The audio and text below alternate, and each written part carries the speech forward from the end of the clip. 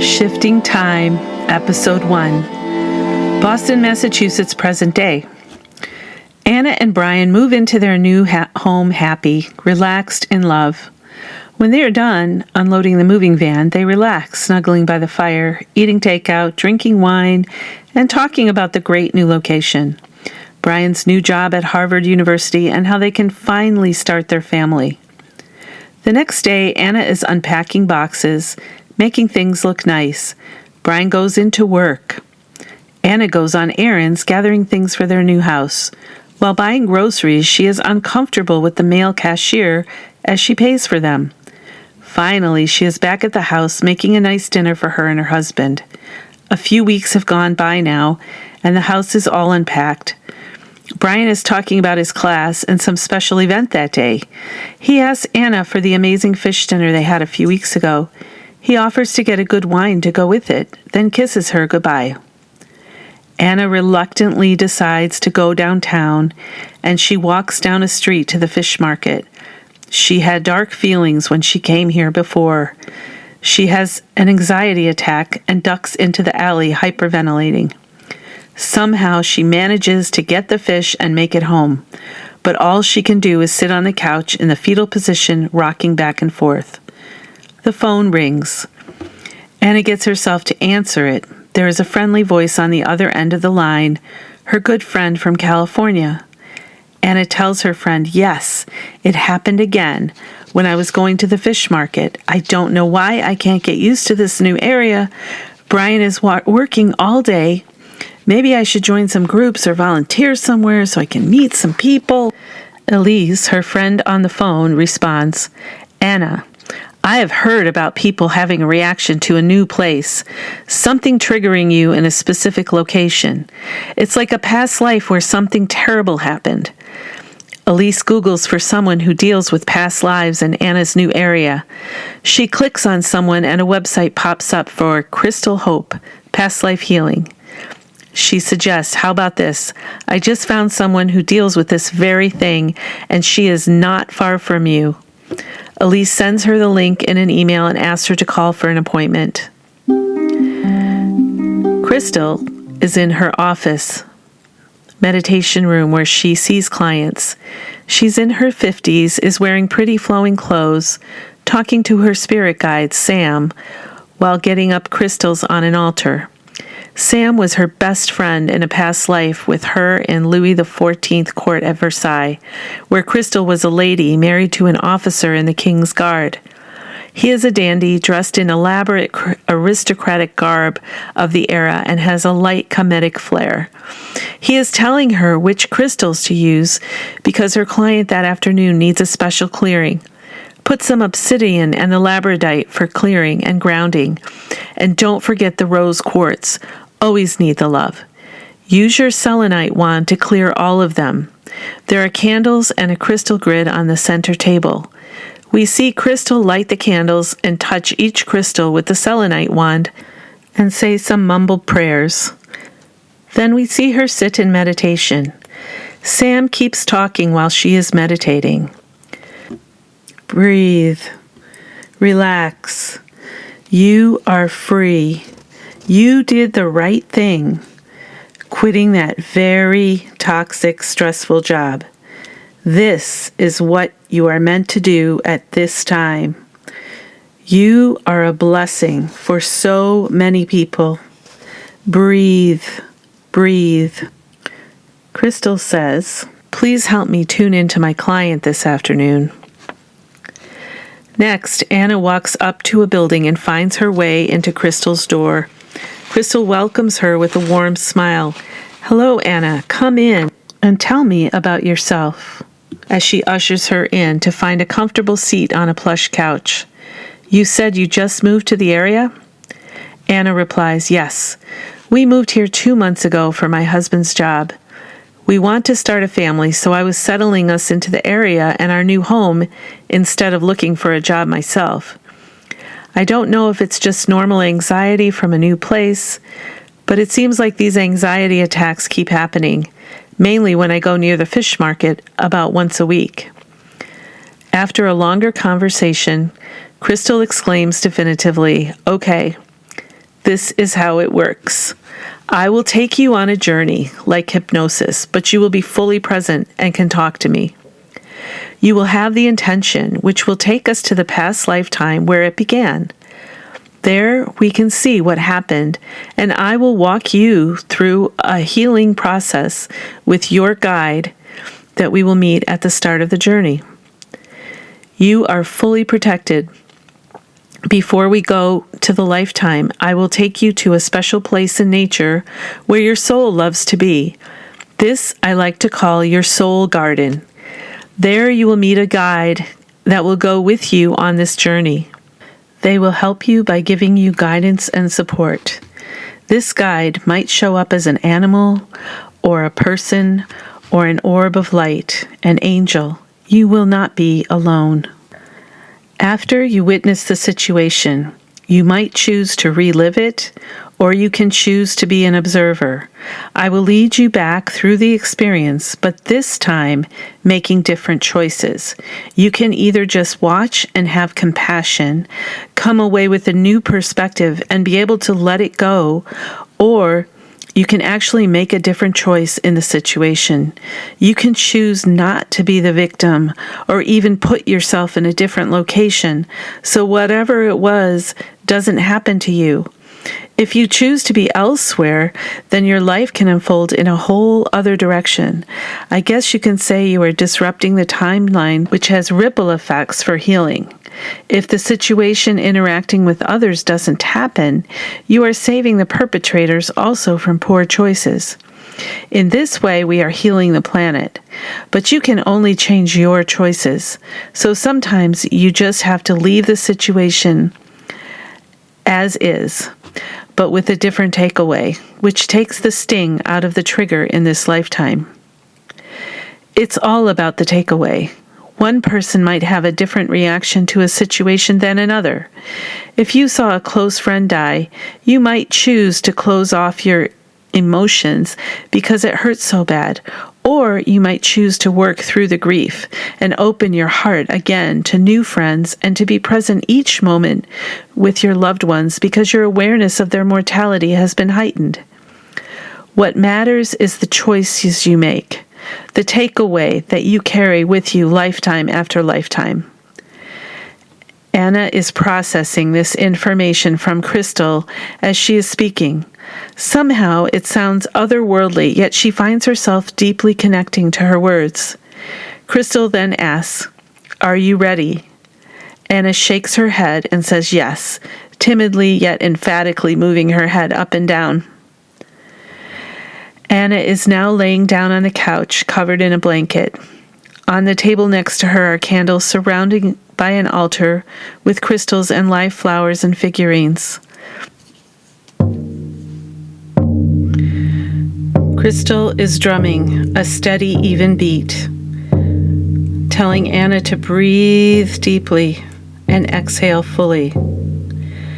Keep taking breaths. Completely relax. Feel yourself floating. Crystal continues. Now see yourself in a special place in nature. In her mind's eye, Anna sees herself dressed in a beautiful white dress, in a lush, secluded garden with a waterfall, flowers, and trees. Anna is sitting on a small, curved, ornately carved stone bench. She hears Crystal's voice, and now a guide comes to you. Anna responds from the couch. I see a man in a long muslin tunic. His name is Andrew. Anna says that he has a very soft-spoken and gentle yet strong voice. He tells her that he has been watching over her since she was a small child. Crystal says, get any messages from Andrew before we proceed on this journey. Andrew tells Anna not to worry, that he has been waiting for a long time to help her break through this issue, and this is meant to be uncovered. Crystal breaks in and says, now go with Andrew. Find the path that leads you along the brook that goes deeper into the forest. Andrew holds out his arm. As Anna takes it, they see the brook and set out on the path. The brook starts to widen. The trees get denser, with less sunlight trickling through. Now you will come upon a covered bridge. The other side of the stream, which is now more of a river, is very foggy, so you cannot see the other side yet. When you get to the bridge, I want you to say your intention and repeat 4 times as you are crossing. Andrew is with you. Angels are surrounding you. You are safe and you are loved. We hear Anna on the couch repeating her intention 4 times. Why do I have anxiety attacks in this place? Why do I have anxiety attacks in this place? Why do I have anxiety attacks in this place? Why do I have anxiety attacks in this place? As you see her with Andrew walking across the bridge, Crystal says, "Almost there. Now take the step onto the other side." The mists begin to clear. What do you see? What are on your feet?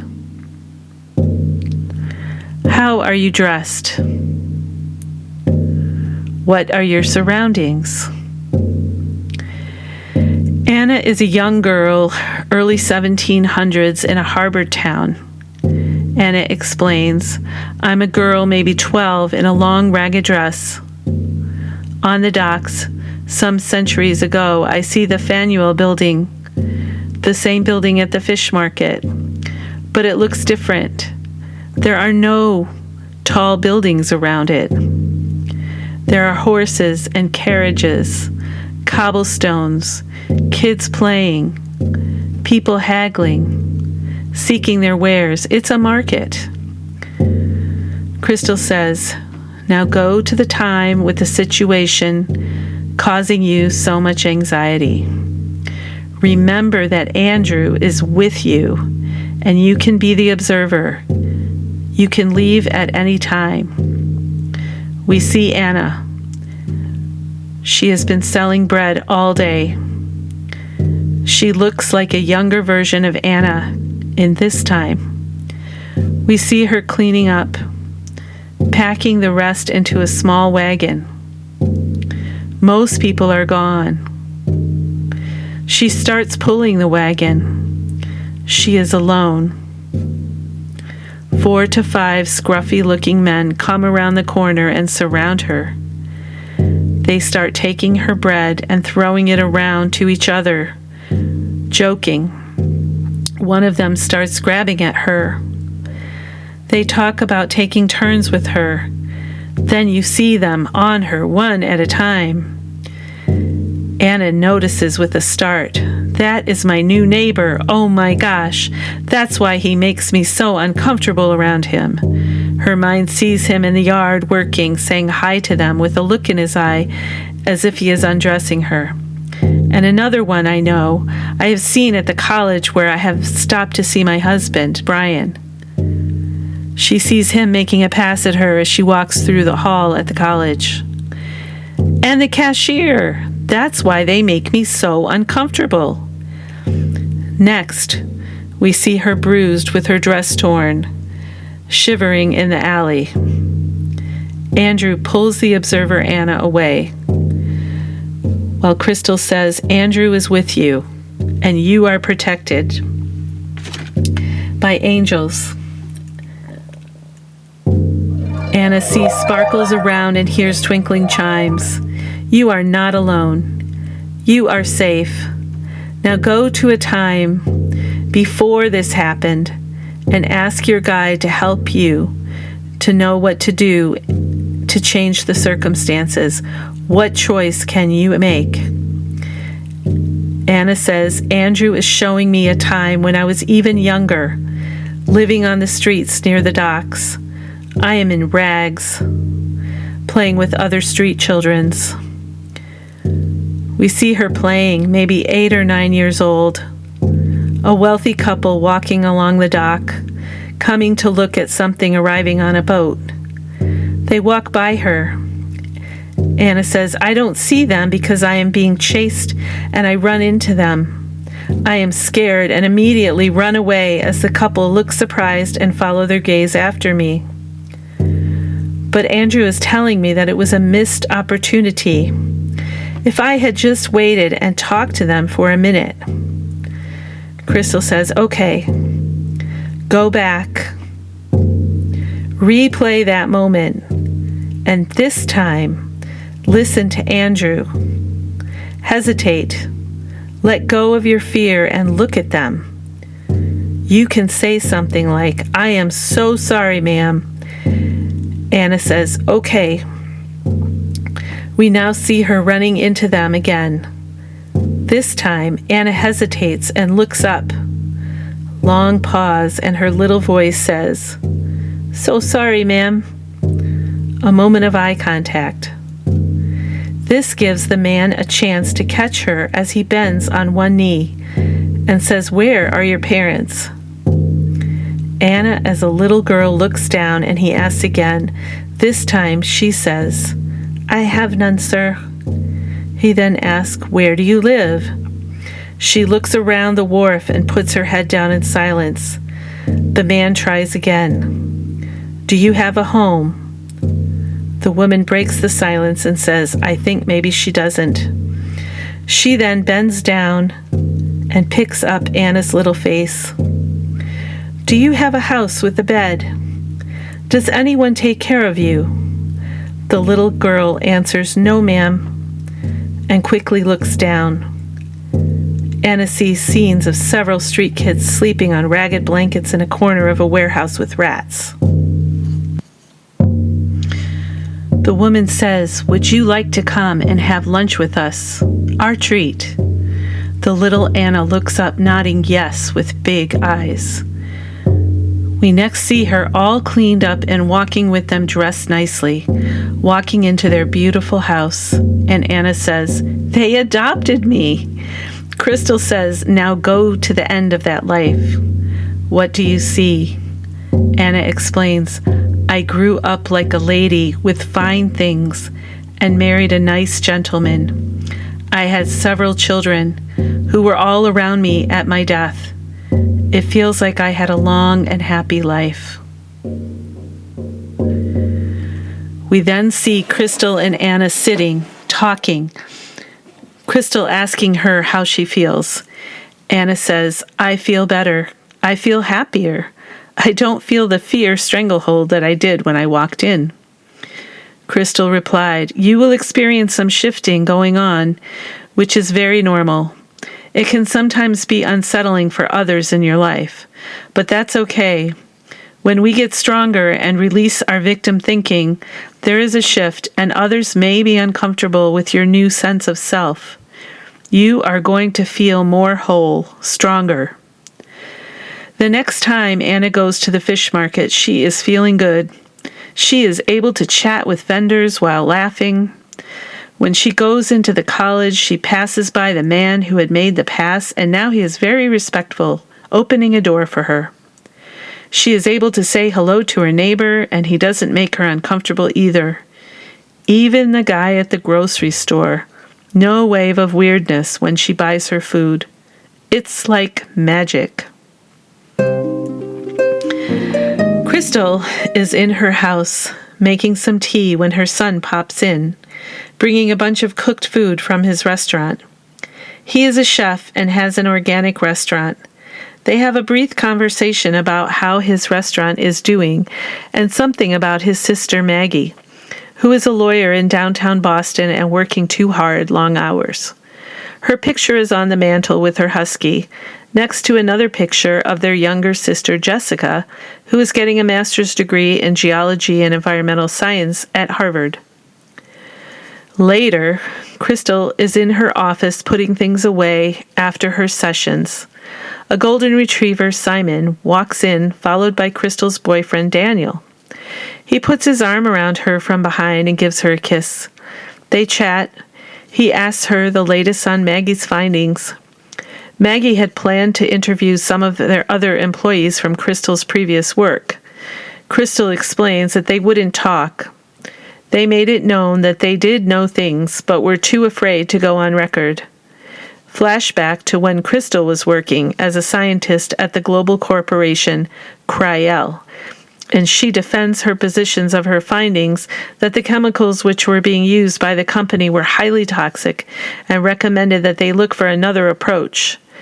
After her presentation, the upper manager explains that they cannot go public with that information because it is counterproductive to their sales. We then see Crystal walking in the hallway and another of her colleagues that had also been in the room when she gave the presentation. He comes up to her and warns her that the bosses don't like the research she has started and she better be careful or she'll lose her job or worse. He tells her about another employee, a promising scientist who was doing similar research but not the same, and had an accident, and there is now a widow and 2 kids without a father. Crystal has a feeling of utter nausea and disgust, while she somehow remains standing. At that moment, she realizes she cannot be a part of this organization. Back to the present, we will end by watching a genuinely relaxed and happy Anna with her husband, enjoying a nice fish dinner with the special wine.